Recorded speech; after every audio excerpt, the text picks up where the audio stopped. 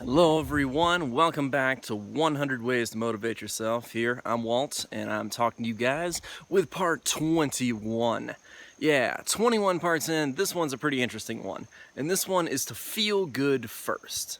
So he says that so many people are really feeling like they have to, put off their happiness, just postpone their happiness until like some date in the future when they actually achieve this goal. Now this is a pretty common thing, and fear is actually really behind this one. So as I've talked about the fear and love dichotomy, fear is really just behind it, trying to instigate this kind of thing of you can only be happy when you achieve a certain goal. But true happiness only comes in the present moment. There was a famous psychologist who was talking about the idea that people constantly think that happiness is going to come when they get their new car, or their new job, or their new salary, or the new this, or the new that. And when they actually do achieve those things, they suddenly just feel like they're happy for 5 minutes, and then they want something new. So they never really appreciate what they have.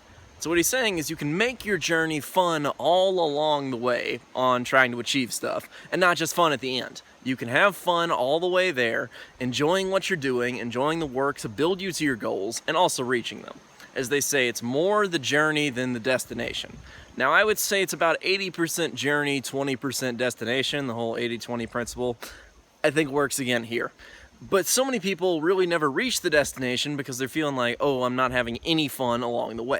So feel good now, feel good first, and really that's the takeaway you can get from Principle 21. Live more in the present moment, be a happier person. That's about it for part 21. I will see you guys next time with part 22, so stay tuned. I'll see you then.